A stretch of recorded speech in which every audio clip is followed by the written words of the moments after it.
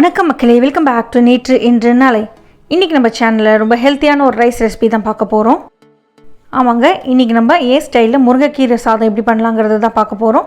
இதை நான் எப்படி பண்ணேங்கிறத பார்க்கறதுக்கு முன்னாடி நம்ம சேனலுக்கு நீங்கள் ஃபர்ஸ்ட் டைமாக வரீங்கன்னா மறக்காமல் சப்ஸ்கிரைப் பண்ணுங்கள். வாங்க வீடியோக்குள்ளே போகலாம். ஒரு கடாயில் 2-3 டேபிள் ஸ்பூன் எண்ணெய் சேர்த்துட்டு சூடு பண்ணிக்கோங்க. எண்ணெய் நல்லா சூடானதுக்கப்புறமா ஒரு அரை டீஸ்பூன் ஜீரகம் சேர்த்துக்கலாம். ஜீரகம் நல்லா மலர்ந்து பொரிஞ்சதுக்கப்புறமா 1 டீஸ்பூன் அளவுக்கு நம்ம கடலைப்பருப்பும் 1 டீஸ்பூன் அளவுக்கு உளுத்தம் பருப்பும் சேர்த்துக்கலாம்.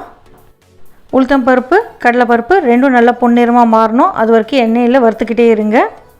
பொன்னிறமாக மாறினதுக்கப்புறமா 2 வெங்காயத்தை நல்லா ரஃபாக சாப் பண்ணி சேர்த்துக்கோங்க. நான் வெங்காயத்தை பொடிப்படியாக நறுக்காமல் கொஞ்சம் பெருசாக தான் நறுக்கியிருக்கேன்.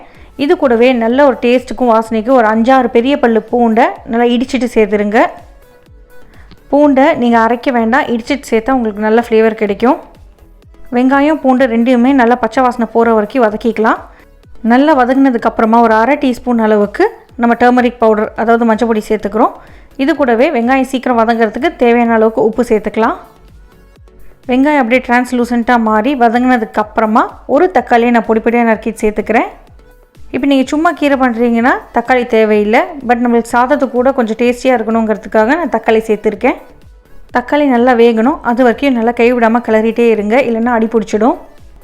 தக்காளி சாஃப்ட் அண்ட் முஷி ஆனதுக்கப்புறமா நான் 1 டீஸ்பூன் அளவுக்கு சாம்பார் பொடி சேர்த்துக்கிறேன்.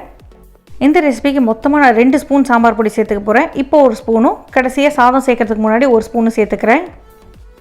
இப்போ சேர்க்குற இந்த சாம்பார் பொடி இந்த வெங்காயத்துக்கும் கீரைக்கும் அப்புறம் சேர்க்குறது பார்த்தீங்கன்னா நம்ம ரைஸுக்காக ஒரு 2-3 கப் அளவுக்கு முருங்கைக்கீரையை நல்லா ஆஞ்சிட்டு வாஷ் பண்ணிவிட்டு சேர்த்துக்கோங்க.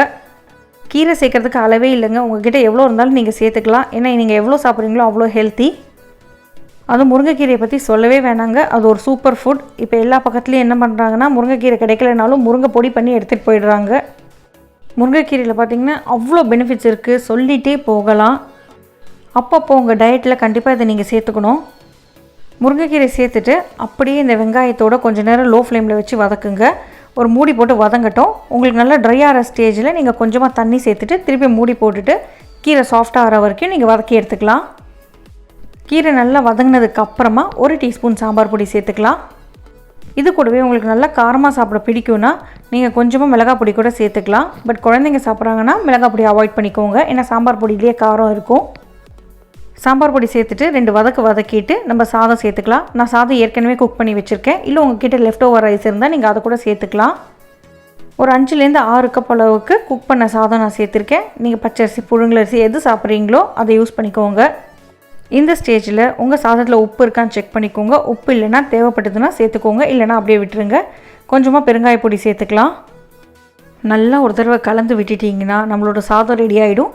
ஸ்லோ ஃப்ளேமில் ஒரு 2 மினிட்ஸ் குக் பண்ணிங்கன்னா போதும். அடுப்பை ஆஃப் பண்ணிவிட்டு ஒரு 2 டீஸ்பூன் அளவுக்கு தாராளமாக நெய் சேர்த்துட்டு மிக்ஸ் பண்ணி விட்டுட்டு சூடாக சர்வ் பண்ணுங்கள். சாப்பிட்றதுக்கு ரொம்ப நல்லாயிருக்கும். நம்ம ஸ்டோர் பாட் மசாலாஸ்லாம் எதுவும் சேர்க்காமல் நல்லா ஹெல்த்தியாக சிம்பிளாக இந்த முருங்கைக்கீரை சாதம் பண்ணியிருக்கோம். இந்த மாதிரி சிம்பிள் ரெசிபிஸ் உங்களுக்கு டே டு டே குக்கிங்க்கு ஹெல்ப் பண்ணணும்னு நினைக்கிறேன். நம்ம சேனலில் பார்த்திங்கன்னா இந்த மாதிரி டே டு டே குக்கிங்க்கு ஹெல்ப்ஃபுல்லாக இருக்கிற நிறைய ரெசிபிஸ் இருக்குது. இந்த சாதத்தை ஒரு காய் கூடையோ இல்லை கூட்டு கூடையோ ஊறுகாய் கூடையோ சாப்பிட்லாம். ட்ரை பண்ணி பார்த்துட்டு எப்படி இருக்குன்னு சொல்லுங்கள். நம்ம சேனலுக்கு ஃபர்ஸ்ட் டைமாக வரீங்கன்னா லைக் பண்ணுங்கள், ஷேர் பண்ணுங்கள், மறக்காமல் சப்ஸ்கிரைப் பண்ணுங்கள். தேங்க்ஸ் ஃபார் வாட்சிங்.